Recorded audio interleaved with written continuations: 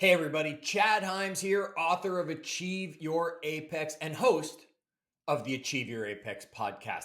Now, last week we kicked off a high energy series based on the ebook I wrote, Own Your Energy. It's available on Amazon if you're looking to get a copy. If you missed the first episode, I highly recommend you just go back 1 week, one episode, and catch it, whether you're here on YouTube or you're just in the podcast. It's the foundation for everything we're building in this short series. Today, we're going to talk about something that can destroy momentum faster than any bad habit you might have, and that are energy vampires. Okay, these are the people and patterns that drain your power. And unless you learn how to deal with them, you will constantly feel like you're fighting an uphill battle. So, what is an energy vampire? Well, you've met them. You've probably been around them in the last 24, maybe 48 hours. If you're really good, it's probably been a week before you've seen an energy vampire. Yet they are always around. They're the people who suck the life out of every room they enter. They complain, they criticize, they leave you feeling like you just lost a full battery of energy after just a 5 or 10 minute conversation because they just drained it out of you. And this isn't just about people, right? Energy vampires can be situations or recurring habits like toxic social media feeds, constant drama, cluttered workspaces for some people that sucks your energy. These things chip away at your focus. In the ebook, Own Your Energy, I referenced John Gordon's concept from The Energy Bus, another fantastic book if you're looking for one to read. Energy vampires don't just drain you, they derail your mission. Now, think about your last great day. Maybe you woke up energized, you had that strong morning routine, you hit your stride getting to work. Now imagine someone came in midday with nonstop negativity, complaints, gossip, just that heavy feel and vibe they're putting out around them. Okay, that one interaction has the power to flip the entire day if you let it. And research, sadly, backs this up, right? A study in the Journal of Applied Psychology found exposure to negative coworkers or negative environments decreases productivity by 30% and doubles the likelihood of burnout symptoms. And it's not just work. These people can leave you mentally foggy and emotionally flat long after they're gone. Okay, so there's 3 types of energy vampires. Let's talk about them. First, there's the complainer. That's right. He's got the big cape and all that stuff, right? They see the problems everywhere and there aren't any solutions, right? I'm just going to complain about everything and there's no solution to everything. Or the solution that people want, I'm going to complain about that too for some reason. Energy vampire 2, the criticizer. Okay, they attack your ideas or confidence that you have, often without even offering anything constructive. Just attack you. Nah, it's a bad idea. No, that would never work. No, you shouldn't do that. You've heard these people, they're around. And then Energy Vampire 3, the Chaos Maker. That's right. These sound like Batman villains, right? The complainer, the criticizer, and the chaos maker. These are the people who thrive on drama and will actually create it when things are feeling too calm. They will stir the pot to make sure drama is happening because that's how they thrive. And all that does is drain your energy. Okay, so spotting them will help you avoid letting them feed off your energy. Pay attention.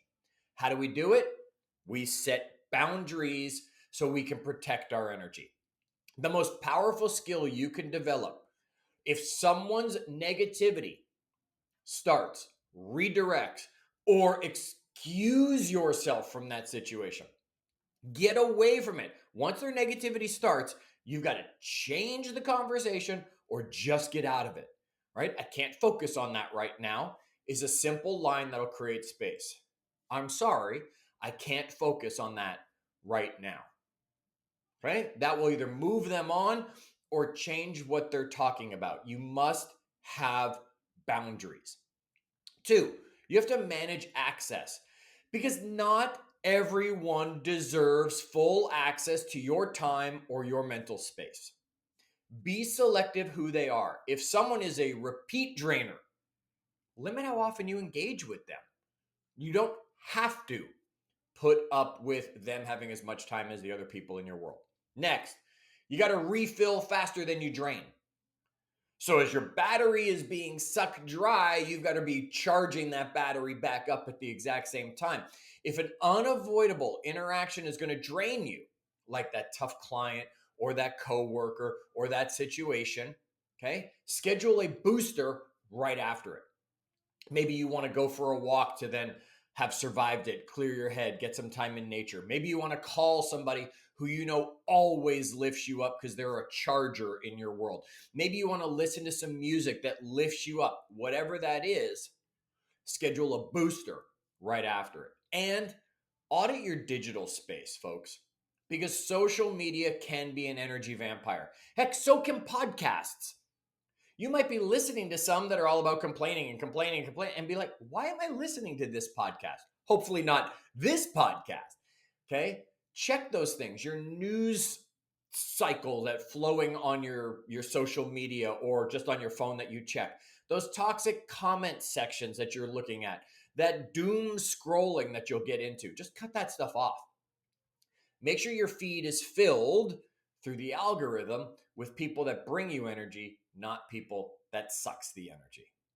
All right, let me give you some more data to support all of this because I always want to make sure you don't think I'm just making crap up for you. In 2022, a report from Gallup revealed 62% of workers actually cited toxic coworkers as the biggest stress they have in their business, at their job. Okay, and here's the kicker. One negative interaction requires 5 positive interactions to rebalance. Think about that. If you have 2 or 3 even small negative interactions, you're in the area of needing 10 to 15 positive interactions just to get yourself back to a balanced emotional state. Okay? Make sure you're having those positive interactions, removing the negative when possible. Joel Osteen said, you cannot hang out with negative people and expect to live a positive life. Okay? You might roll your eyes at me when I say it. You might realize how true that actually is. The people you surround yourself with will build you or break you. Dwayne Johnson, The Rock, okay? He's talked openly about protecting his inner circle from negativity and says, if someone constantly brings you down, they don't get access to your table. Doesn't mean they're not invited to the party and they can sit at that table or the table all the way in the corner over there. They don't get access to your table. It's not arrogance. It's self-preservation. So here's my challenge to you this week. List your top 3 energy vampires. Who are they? What habits that you have or what situations are those energy vampires you're dealing with? Choose one, just one boundary to set this week. Maybe reduce calls with somebody, that friend or that coworker, or maybe turning off that news scroll that you're doing, okay? And add one booster. What's something that refuels you that you can do after a draining activity? If you don't know what it is, pay attention this week to the things you do that when you finish, you're like, wow, I feel great. Remember, that was a booster for you, okay? Everything we're discussing comes from the ebook I put together, Own Your Energy. You can grab it right now on Amazon at any time. Short, tactical, designed to help you protect, charge, and keep that momentum on your side. Because energy is either being stolen from you or strengthened within you each and every day. That choice is yours. Next week, we're going to talk about fueling that energy. Make sure you come back for that one. Until our next episode, as always, keep climbing.